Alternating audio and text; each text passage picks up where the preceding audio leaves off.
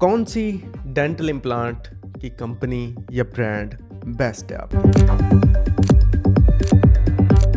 देखिए, dental implant की जो कंपनी है या ब्रांड है, हर कंपनी कोशिश करती है कि वो बेस्ट से बेस्ट रिजल्ट्स दे, क्योंकि साफ ज़ाहिर है अगर इम्प्लांट्स उसके अच्छे होंगे तभी तो डॉक्टर्स ख़रीदेंगे, लगाएंगे, पेशेंट सेटिस्फाई होगा तो उनकी कंपनी चलेगी। तो हर बंदा अपने उस पर रहते हुए अपनी बेस्ट एफ़र्ट लगाता है।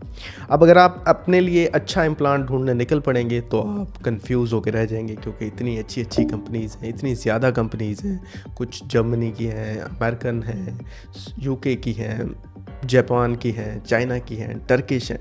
तो आप सब में कंफ्यूज होकर रह जाएंगे और आप डिसाइड नहीं कर पाएंगे कि कौन सी कंपनी बेस्ट है। देखिए, सबसे पहले इससे कोई जो है ना, हमें ऑब्जेक्शन नहीं है कि हर कंपनी साफ ज़रा एक जैसी तो नहीं हो सकती, क्वालिटी में डिफरेंसेस तो होंगे।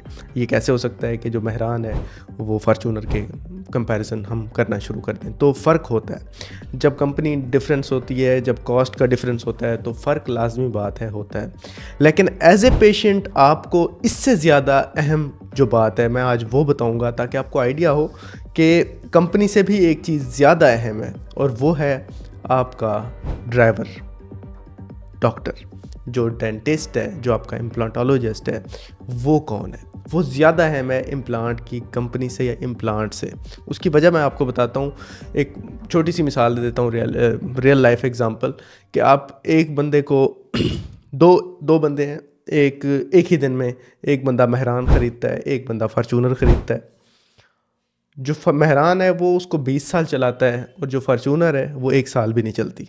तो आपके ख्याल में क्या मेहरान बेहतर है और फार्चूनर गलत है, या ठीक नहीं बनी हुई क्वालिटी में? आप ऐसा सोच भी नहीं सकते। लेकिन प्रॉब्लम क्या हुआ, मेहरान 20 साल से चल रही है और फार्चूनर 1 साल भी नहीं निकाल सकी। तो आपके जहन में फ़ौरन आएगा कि भाई उसका ड्राइवर ही अच्छा नहीं होगा। तो यही बात है। अगर तो आपका चलाने वाला या इसी तरह से जो इम्प्लांट है, उसकी मैं आगे डिटेल में आपको बताता हूँ कि क्या क्या प्रॉब्लम्स होती हैं जो इम्प्लांट में आ सकती हैं। देखें, इम्प्लांट की कंपनी से बेहतर जो एक है ना, वो आपका डेंटिस्ट होता है। वो कैसे होता है? इम्प्लांट सिर्फ एक स्क्रू नहीं है जो प्लम्बर ने आना है, ड्रिल करना है और ड्रिल करके चला जाना है। ये ऐसी चीज़ नहीं है कि आप इसलिए अच्छे से अच्छा स्क्रू लेके बस प्लम्बर जो भी होगा स्क्रू लग जाएगा, तो ऐसा नहीं है। उसकी वजह यह है कि इम्प्लांट जब लगाया जाता है तो उस लगाने से पहले जो प्लानिंग है वो बहुत अहम है, जिसको प्री ट्रीटमेंट प्लानिंग कहते हैं, या ट्रीटमेंट से पहले की जो प्लानिंग है, जो मनसूबाबंदी है कि हम किस तरह से इम्प्लांट को लगाएंगे, कितने इम्प्लांट्स को लगाएंगे, किस किस जगह पे लगाएंगे, कितनी विड्थ और कितनी हाइट का लगाएंगे, क्या इम्प्लांट हम लगा भी सकते हैं कि नहीं लगा सकते, लगा सकते हैं तो किस नंबर में, किस क्वालिटी में, और किस जगह पे, और कितने अरसे के लिए। ये सारा चीज़ें ना पहले प्लान आउट की जाती हैं। उसके लिए आपका एग्जामिनेशन होता है, आपके कुछ टेस्ट्स होते हैं, आपका कुछ एक्सरेज होते हैं, कुछ CBCT होता है। उसमें आपकी बोन की जो है ना क्वालिटी को, क्वांटिटी को देखा जाता है, हेल्थ को देखा जाता है। इसके अलावा आपके जो गम्स हैं मुंह के अंदर, उनको देखा जाता है कि गम्स की जो थिकनेस है, गम्स की जो हेल्थ है, गम्स की जो टाइप है वो कौन सी है। ये सारी चीज़ें देखते हुए डिसाइड किया जाता है कि इम्प्लांट्स प्लेस करने हैं। अब वो सिर्फ इम्प्लांट्स प्लेस करना, स्क्रू को लगा देना मकसद नहीं होता। मकसद आपको रिहेबिलिटेशन है, मकसद आपके दांत लगाना है।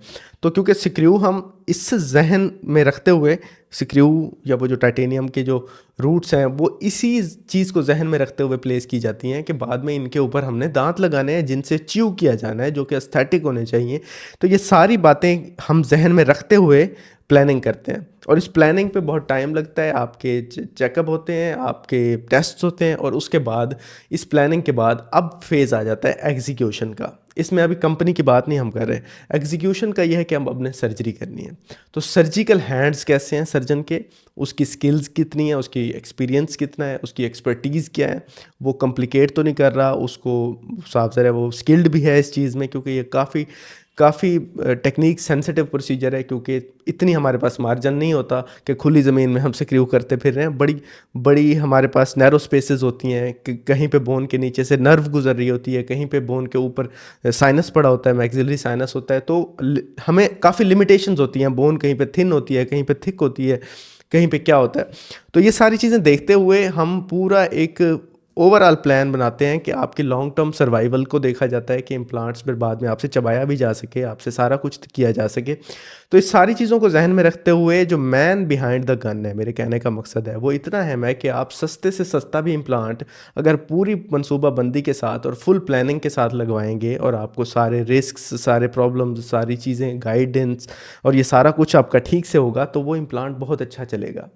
और दूसरे नंबर पे अगर एक इतनी अच्छा सबसे महंगा इम्प्लांट भी आप लगवा रहे हैं और उसकी प्लानिंग नहीं हुई अच्छी और उसमें पुअर प्लानिंग है, उसकी जो साइट है वो पुअर है, उसकी जो साइज़ की है वो पुअर है, उसकी सर्जिकल जो स्किल्स है, जो उसकी एंगुलेशन है वो ठीक नहीं हुई, उसके ऊपर जो गम्स है वो ठीक नहीं है, तो फिर वो सबसे अच्छा इम्प्लांट भी फेल हो जाएगा।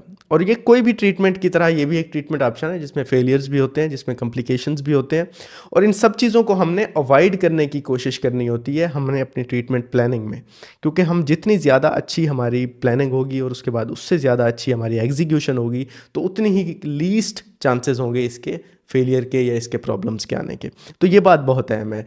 और हम लोग जब इम्प्लांट्स लगवाने के लिए चलते हैं तो हमें लगता है कि जिस तरह से हम कोई फ़ोन ले रहे हैं, आईफोन 16 प्रो मैक्स है जो सबसे महंगा होगा तो सबसे अच्छा होगा, तो वो इतनी टेक्निक सेंसिटिव चीज़ें नहीं हैं। इतनी मतलब है कि उसमें ये नहीं है कि आप यूज़र का भी ठीक होना ज़रूरी है। 16 प्रो मैक्स है, सबसे अच्छा लेंगे तो सबसे अच्छा होगा, इसी तरह से अच्छा महंगे से महंगा फ़ोन लेंगे तो वो महंगे अच्छे से अच्छा होगा। तो इधर थोड़ा सा ये कंज्यूमर मार्केट नहीं है, ये सर्विसेज की मार्केट है, ये आपको ध्यान होना चाहिए। इसमें सर्विस ज़्यादा मैटर करती है कि सर्विस प्रोवाइडर कौन है आपका, जो क्योंकि ये कोई ऐसी प्रोडक्ट नहीं है कि आपने सिक्रू टाइटेनियम रिंग की तरह पहन लेना है और फिर आपके दांत आ जाने हैं या आपने लगा देना है, तो ये ऐसा नहीं है। इसमें सर्विसेज हैं और सर्विसेज के लिए आपने जो प्राइस भी इवन के है वो इम्प्लांट की नहीं सर्विसेज की पे करते हैं, ये भी आपके जहन में होना चाहिए। तो सर्विस जितनी अच्छी होगी वो कॉस्ट भी उस तरह से बढ़ती जाएगी। अब ये तो हो गई, मैं आपको ज़रा बताना बहुत ज़रूरी था। अब हम आ जाते हैं इम्प्लांट की कंपनीज़ की तरफ। तो कंपनीज़ में देखते हुए ये बिल्कुल फ़र्क होता है कि एक कंपनी साफ ज़रा उसके पास ज़्यादा एक्सपीरियंस नहीं है, उसके पास ज़्यादा रिसर्च नहीं है, उसके पास जो है ना ज़्यादा अभी टाइम नहीं हुआ, नई कंपनी है फ़र्ज़ किया तो सस्ती है, तो वो हो सकता है कि उसमें प्रॉब्लम्स आएँ, विद टाइम वो उसको ठीक करते रहेंगे। तो लेकिन एक कंपनी है जो टाइम टेस्टेड है, जो पायनियर है, जिसने आते ही साथ इम्प्लांट को इंट्रोड्यूस किया, तो वो कैसे हो सकता है, वो तो सबसे अच्छी होगी। उसने अपने जो बग्स हैं, जो अपने प्रॉब्लम्स हैं, उनको अपग्रेड करते हुए अपडेट कर लिया है और अब वो बेहतर तरीके से मार्केट कर रहे हैं, महंगा भी कर लिया उन्होंने, उनके पास रिसर्च का एक्सपीरियंस भी ज़्यादा है। तो कहने का मकसद ये है कि अगर आपके पास दोनों ऑप्शंस हैं, सस्ता महंगा, तो आप अच्छे वाला इम्प्लांट ही सिलेक्ट करें, महंगे वाला इम्प्लांट ही सिलेक्ट करें। लेकिन अगर आप नहीं कर पा रहे या आपके पास कोई सस्ता इम्प्लांट है, जिस तरह ये टर्किश इम्प्लांट मैं आपको दिखा रहा हूँ, ये टर्किश इम्प्लांट है, ये ज़्यादातर यही चलता है पाकिस्तान में। अब होता ये है कि ये इम्प्लांट, असल चीज़ आपको समझने की ये ज़रूरत है कि हर इम्प्लांट जो मिनिमम बेयर स्टैंडर्ड है उस पे पूरा उतरता है, तभी वो FDA अप्रूव्ड होता है। इसमें अगर आप देखेंगे तो इसमें लिखा हुआ है ये FDA अप्रूव्ड है। अब FDA अप्रूव्ड का मतलब ये है कि मिनिमम जो स्टैंडर्ड है क्वालिटी का वो इसने पूरा किया है। और अगर हम मटेरियल देखें तो मटेरियल में भी आपको नज़र आ रहा है कि इसमें वही सेम मटेरियल है जो कोई भी इम्प्लांट थोड़ा बहुत फ़र्क के साथ यूज़ करते हैं। एक दो टाइप के मटेरियल होते हैं, टाइटेनियम होता है, टाइटेनियम अलाइज होते हैं जिसमें एलुमिनियम है, वेनेडियम है, और उसके बाद ये मतलब ये है कि स्ट्रक्चर जो अंदर कंटेंट है वो सेम है ऑलमोस्ट इन एवरी इम्प्लांट, और हर इम्प्लांट FDA अप्रूव्ड ही होता है जो हम यूज़ करते हैं। लेकिन इसमें जो फ़र्क है वो कंपनी का हिसाब से, एक नई कंपनी है, उसने मार्केट में अपनी जगह बनानी है, उसने ज़्यादा सेल करनी है, तो वो सस्ता हो के हिसाब से, एक बड़ी कंपनी है उसने इस तरह से करना है। और हाँ, बिल्कुल स्ट्रक्चरल स्टेबिलिटी में, स्ट्रेंथ में फ़र्क आता होगा लेट, जिस तरह से अगर कोई इसके अंदर काफ़ी ना कंपोनेंट्स होते हैं इम्प्लांट्स के अंदर जो आपस में कनेक्ट होकर दांत बनाते हैं। अब हो सकता है उन कंपोनेंट्स में से किसी कंपोनेंट का फेलियर हो जाए, वो कंपोनेंट ब्रेक हो सकता है, फ्रैक्चर हो सकता है ड्यूरिंग आपके च्यूइंग, इस तरह से। तो इस तरह की जो ड्यूरेबिलिटी है, जो स्ट्रेंथ है, वो साफ ज़रा है। अगर कोई चीज़ महंगी है तो उसमें ये स्ट्रेंथ ज़्यादा होगी, उसमें ये क्रोजन रेजिस्टेंस ज़्यादा होगी। तो ये सारी चीज़ें जो है ना मैटर तो करती हैं, लेकिन सबसे ज़्यादा मैटर ये करता है कि अगर एक सस्ते इम्प्लांट को भी अच्छे से एग्जीक्यूट करके लगाया गया है तो उससे मैक्सिमम बेनिफिट लिया जा सकता है और वो बिल्कुल ख़राब नहीं होता।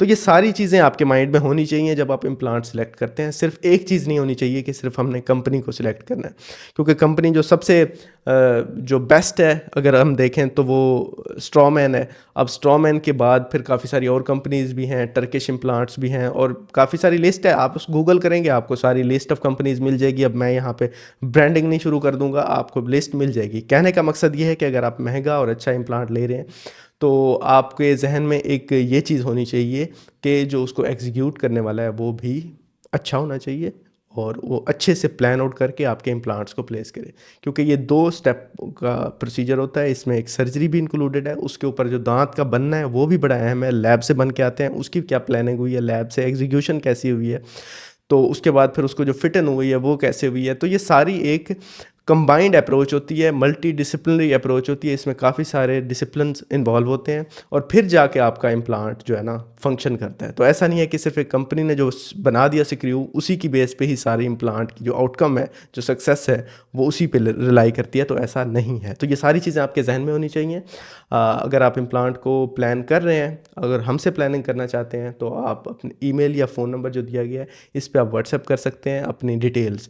बेहतर तो यही है कि 3D CBCT अगर आपके पास है और अपने मुंह की जो पिक्चर्स हैं वो भेज दें, हम बेहतर प्लानिंग कर पाएंगे। लेकिन अगर वो आपके पास अभी मौजूद नहीं है तो सिर्फ पिक्चर्स और अगर 1-2 एक्सरेज हैं, OPG भी है, तो वो भी सेंड कर दें, तो हम उसमें एक जो टेंटेटिव असेसमेंट है वो आपकी बना सकते हैं और आपको गाइड कर सकते हैं। आप सबका बहुत बहुत शुक्रिया। Thank you.